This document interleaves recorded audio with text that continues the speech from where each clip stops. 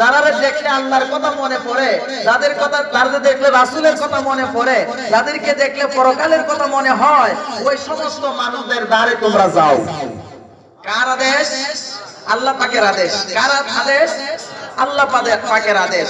এরপরে দেখেন আমার আল্লাহ অন্য এক আয়াতে বলে, ইয়া আইয়ুহাল্লাযীনা আমানুত্তাকুল্লাহা হাক্কা তুকাতিহি ওয়া লা তামুতুন্না ইল্লা ওয়া আনতুম মুসলিমুন।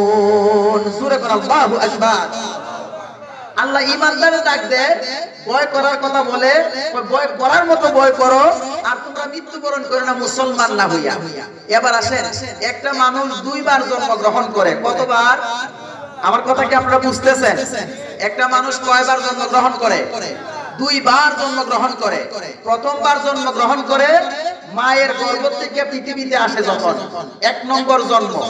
এই জন্মে যখন হয় তখন মানুষ শিশুটা পৃথিবীতে আসে, এটা তার প্রথম জন্ম। দ্বিতীয় নম্বর জন্ম হইল সে যখন কোন কামেল পীরের হাতে হাত দিয়া বয়াত হয়, তখন সে আবার পৃথিবীতে জন্মগ্রহণ করে। সুবহানাল্লাহ। সে আবার জন্মগ্রহণ করে। তাহলে একজন মানুষ দুইবার জন্মগ্রহণ করে। একজন হলো, প্রথম হলো মায়ের গর্ভ থেকে ভূমিষ্ঠ হয়ে পৃথিবীতে আসা। দুই নম্বর হইল কোন হক্কানি পীর মাশায়েখ আল্লাহর ওলির হাতে হাত দিয়ে সে তখন তওবা করে নামাজি হয়, আল্লাহওয়ালা হয়, আল্লাহর পথে হাঁটতে শুরু করে, তখন তার দ্বিতীয়বার জন্ম হয়। এই জন্য ওলি আল্লাহদেরকেও বাবা বলা হয়। আপনারা ওলি আল্লাহদের বাবা বলা মানেননি? আল্লাহর ওলিদেরকে বাবা বললে অসুবিধা আসেনি কোনো?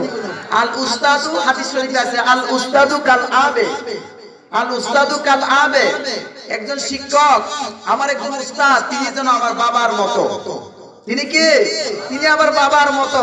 তাহলে উস্তাদ যদি বাবার মতো হয়, আর একজন তরিকতুল আল্লাহওয়ালা, যিনি আমার আল্লাহর পথ দেখাবে, জান্নাতের পথ দেখাবে, যিনি আমাকে জাহান্নামের ভয় দেখাবে, যিনি আমাকে আলোর পথ দেখাবে, যিনি আমাকে অন্ধকার থেকে আলোর দিকে নিয়ে আসবে, যিনি আমার ভিতরের অহংকারকে নষ্ট করে দিবে, অহংকার থেকে মুক্ত করে দেবে, যিনি আমাকে আমার যে ভিতরে গৌরব আছে সেই গৌরবকে একেবারে ধূলিসাৎ করে দিবে, এইরকম একজন ওলি আল্লাহ যিনি আমাকে আল্লাহর পথে টেনে আনবেন, উনি কি আপনার বাবার মতো হতে পারে না? কথা বলেন, পারে কি পারে না? আমাদের কেবলা হলো দুইটা। একটা হলো যে কেবলার দিকে আমরা ফিরে নামাজ পড়ি, এই কেবলা হলো কানায়ে কাবা, বাইতুল্লাহ শরীফ। হযরত মুজাদ্দেদ আল পেসানির কথা বলছিলাম আমি, আবার এসে গেছে।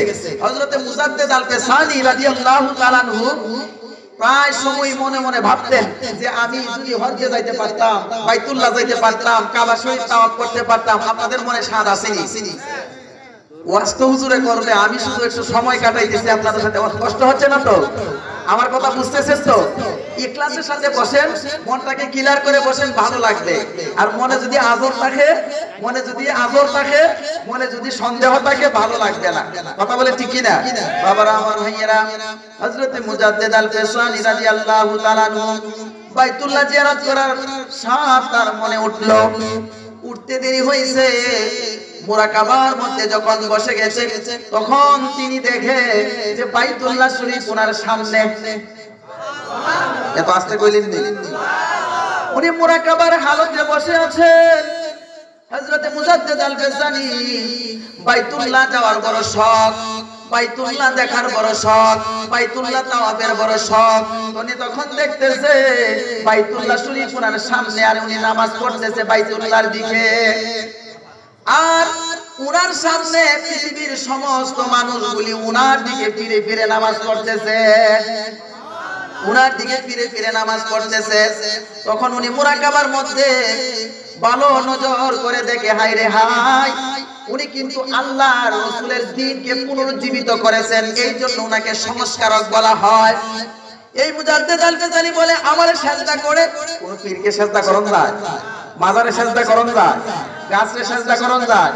হ্যাঁ, মুজাদ্দেদ আল পেসানি সেজদা করার কথা এসে গেছে। বাদশা, ওই যে জাহাঙ্গীর, বাদশা জাহাঙ্গীরের দরবারে ওনাকে একবার ডাইকা দিছে মুজাদ্দেদ আল পেসানিকে, যে আমার দরবারে আসো। তখন এই দরবারের নিয়ম আছে যে এই দরবারে যায় বাদশার একটা ভক্তি করণ লাগতো। জোরে কইবেন না নাউজুবিল্লাহ?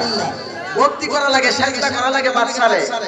মুজাদ্দেদ আল পেসানি ওনার কয়েকজন সাথী লইয়া 6 জন সঙ্গী লইয়া যারা বড় বড় জবরদস্ত ওলি আল্লাহ ছিলেন মুজাদ্দেদ আল পেসানির শাগরিদ খাস শাগরিদ এদেরকে লইয়া বাদশা জাহাঙ্গীরের দরবারে গেলেন কিন্তু গেলেন কি ওনারা সালাম পর্যন্ত করলেন না আল্লাহু আকবার বলেন না এত বড় বাদশা দিল্লির বাদশা তারে পর্যন্ত সালাম করলেন না অহংকার তার ভিতরে আছে দেখা এইজন্য সালাম করলেন না মুজাদ্দেদ আল পেসানি কে নিয়ে যাওয়ার পরে ওনাকে ওনার যে দলবল আছে ওই যে বাদশার দলবল আছে পাক পিয়াদা আছে সৈন্যরা আছে বলল যে কত বড় বিয়াদব এই মুজাদ্দেদ কত বড় বিয়াদব সে বাদশারে কুর্নিশ পর্যন্ত করলো না সালাম পর্যন্ত করলো না বাদশারে কইলো বাদশা নামদার যে দেখেন এই মুসলমান ফকির কেমন ফকির সে আপনাকে সম্মান দেখালো না আপনারে সেজদা তো করলোই না দরবারের নিয়ম মোতাবেক আপনারে সালাম পর্যন্ত করলো না বাদশা জাহাঙ্গীর ডাক দিয়া বলে বাদশা জাহাঙ্গীর ডাক দিয়া বলে আরে আমার লোকেরা তার ঘাটটা ধরে তারে নোয়াও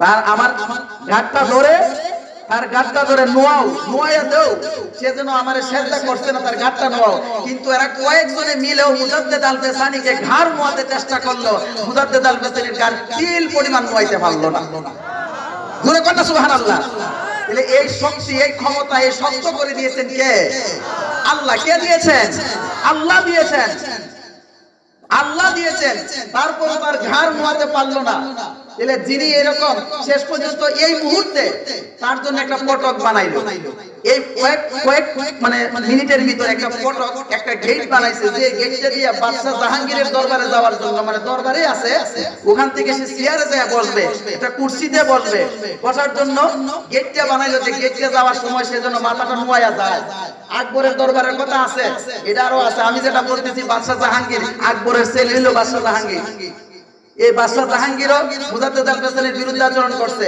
বাদশা জাহাঙ্গীরে ওই তারা অনেক জেলখানায় নিছে তো যাই হোক ওনাকে কয়েক মিনিটের ভিতরে একটা গেট বানাইলো যে গেটটার কারণে মাথা নুয়াইয়া বাদশার দরবারে মানে বাদশার কাছে যায় সিয়ারের কাছে যায় কথা বলতে হইলো শেষ পর্যন্ত দেখা গেল হযরত মুজাদ্দেদ আল পেসানি পাও গুলে এমন ভাবে ঢুকাইলেন যে পাও আগে ঢুকাইলে মাথা আর ওনাকে ঝুঁকাইতে হইছে না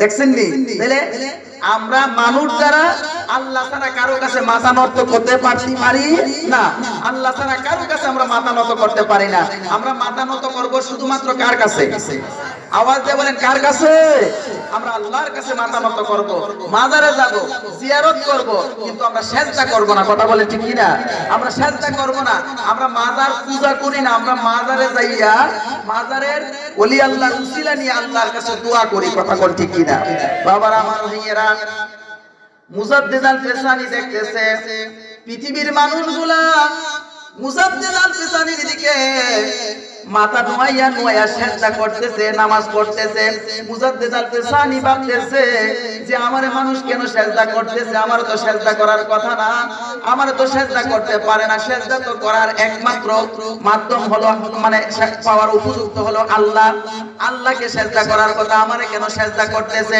উনি ভালো করে নজর করে দেখে ওই মানুষগুলি আর ওনার মাঝখানে কানায় কাবা বাইতুল্লাহ দেখা যায় তারা মুজাদ্দেদ আল পেসানির সিজদা করে না তারা ওই মুজাদ্দেদ আল পেসানির দিকে ফিরা অর্থাৎ বাইতুল্লাহর দিকে ফিরা তারা নামাজ আদায় করতেছে জোরে কন্যা সুবহানাল্লাহ কেমন ওলি আল্লাহ তারা ছিলেন গরিবে নওয়াজ খাজা মঈনুদ্দিন চিশতি যারে দেখা যার কথা শুননা 90 লক্ষ বিধর্মীরা ইসলাম ধর্ম গ্রহণ করছে জোরে কইতেন না সুবহানাল্লাহ 90 লক্ষ মানুষ ইসলাম ধর্ম গ্রহণ করছে হযরতে বাহাউদ্দিন নকশবন্দি বুখারী যিনি এমন ছিলেন যে যখন তিনি কোন মানুষের দিকে মুরিদের দিকে তাকাইতেন তার কলবের মধ্যে তাকানির সাথে সাথে আল্লাহ নামের নকশা হয়ে যাইত কোন দেয়ালের দিকে তাকাইলে দেয়ালের মধ্যে আল্লাহ নামের নকশা হয়ে যেত তার নজরটা এরকম ছিল তাওয়াজ্জুটা এরকম ছিল জোরে কন্যা সুবহানাল্লাহ হযরতে গরিবে নওয়াজ খাজা মঈনুদ্দিন চিশতি উনিও তাওয়াজ্জু দিতেন উনি যখন জজবা হালতে থাকতেন উনার রুমের বাইরে বড় পাথর রাখা হইতো উনি যখন ধ্যানে মগ্ন থাকতেন উনার যে খাদেমরা ছিল বাইরে দরজার বাইরে বসা থাকতো এবং ধ্যান যখন ভাঙতো নামাজের সময় হলে উনার কামরার কাছে আজান দেওয়া হইতো। আজান দিলে পরে আজানের শব্দ শুনে উনার ধ্যান ভাঙতো। ধ্যান ভেঙ্গে উনি যে দিকে তাকাইতেন এই জায়গাটা আগুন লাগে পুরা ছাই হয়ে যেত। কোন মানুষের উপরে বলে মানুষ পুড়ে যাইব, গাছের উপরে বলে গাছ পুড়ে যাইব।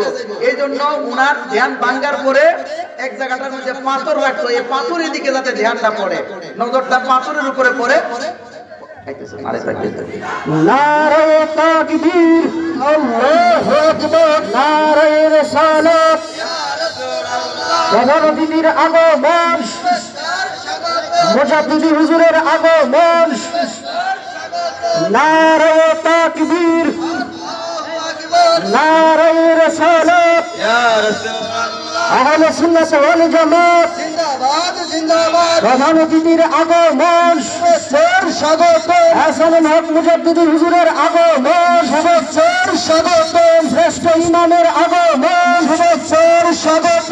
মুজাদ্দিদির আগমন, শুভেচ্ছার স্বাগত। মুজাদ্দিদি হুজুরের আগমন, শুভেচ্ছার স্বাগত। হাসান মুজাদ্দিদির আগমন, শুভেচ্ছার স্বাগত।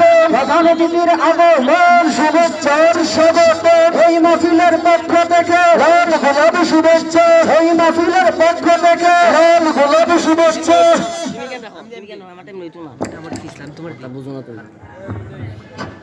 আলহামদুলিল্লাহ, আমাদের আজকের মাহফিলের প্রধান অতিথি, প্রধান মেহমান আমাদের মাঝে উপস্থিত, যিনি সারা বাংলাদেশ